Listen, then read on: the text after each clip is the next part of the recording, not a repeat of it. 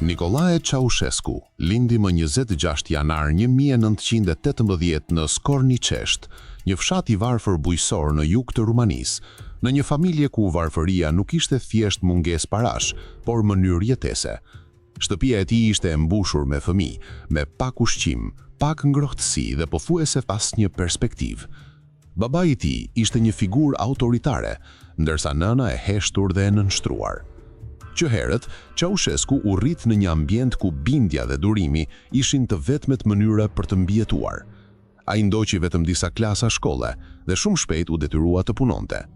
Në moshën 11 vjeçare u largua nga fshati dhe shkoi në Bukuresht, ku filloi jetën si nxënës këpucari, duke jetuar në kushte të rënda, mes punëtorëve të varfër dhe lagjeve të mbipopulluara. Në këtë mjedis, ai u njoh me idetë komuniste, të cilat premtonin barazi, drejtësi dhe fundin e shfrytëzimit.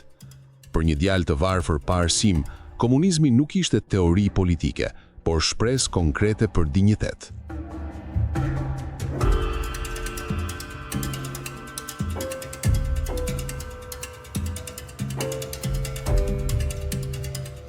Ai u përfshi në rinin komuniste ilegale dhe shpejt u bë aktivist i bindur.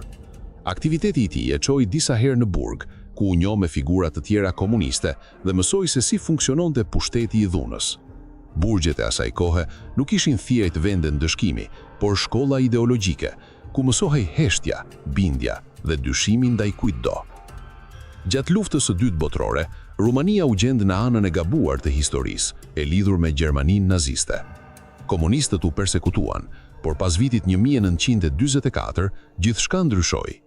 Me hyrjen e ushtrisë së kuqe, sistemi politik u përmbys dhe Partia Komuniste, edhe pse e vogël në numër, mori pushtetin me mbështetje sovjetike. Ceausescu, tashmë i kalitur në bindje dhe besnikëri, u ngjit shpejt në hierarki. Ai nuk spikati si intelektual apo orator, por si njeri i disiplinuar, i gatshëm të zbatojë urdhrat pa dyshim.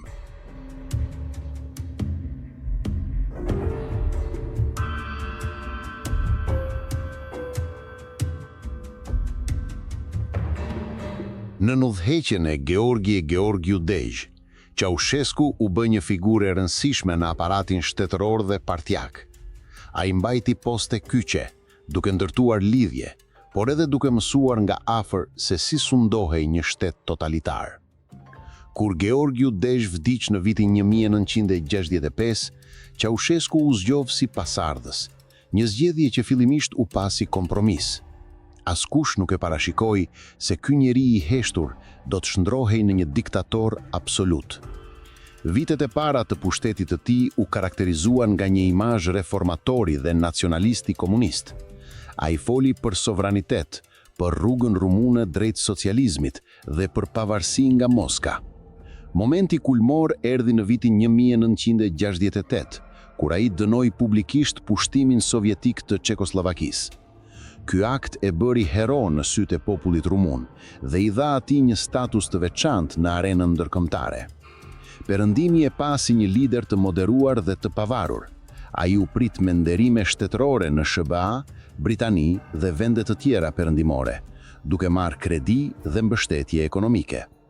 Por ndërsa jashtë vendit ndërtohej imazhi i liderit të pavarur, brenda Rumanisë filloi shndrimi i ngadalt në diktaturë personale.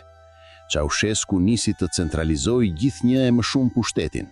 Vendimet nuk merreshin më kolektivisht, por vetëm prej tij. Propaganda filloi të ndërtonte një kult të skajshëm personaliteti. Ai u paraqit si udhëheqësi i pagabueshëm, si simbol i kombit dhe si njeriu që mendonte për çdo aspekt të jetës së qytetarëve.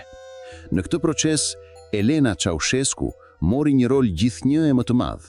Ajo u ngrit artificialisht në pozita të larta shtetërore dhe shkencore, u shpall akademike dhe u trajtua si figurë pothuajse e shenjtë. Çifti Ceausescu u bë qendra absolute e pushtetit. Çdo sukses i vendit i atribuhej atyre, çdo dështim i fshihej popullit.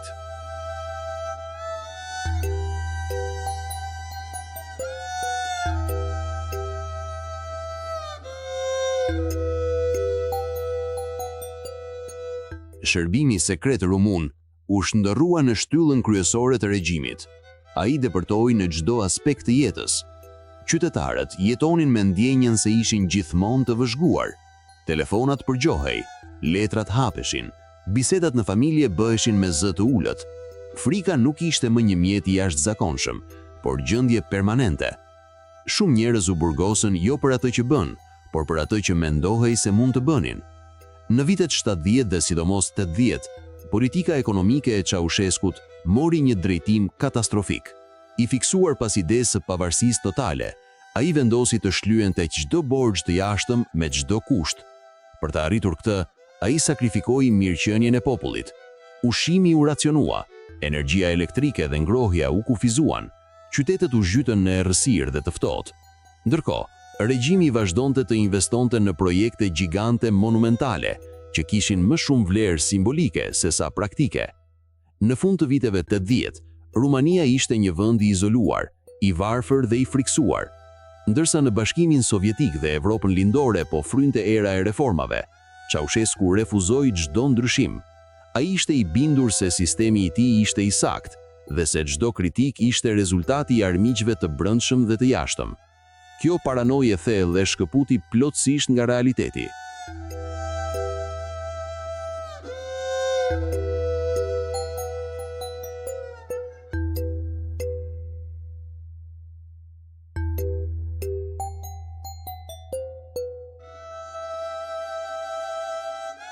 Dhjetori i vitit 1989 shënoi fundin. Protestat nisën në Timișoara dhe u përhapën shpejt.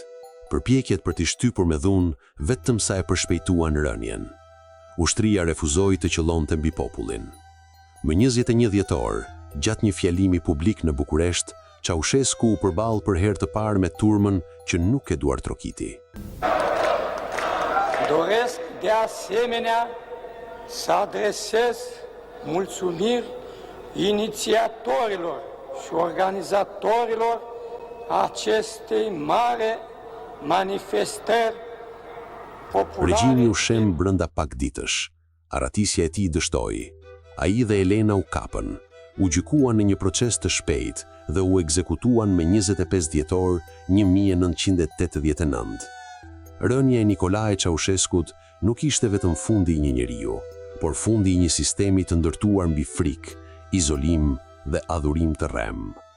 Historia e tij mbetet një paralajmërim i fuqishëm për çdo shoqëri. Pushteti absolut, kur nuk kontrollohet, shndërrohet në shkatrim absolut.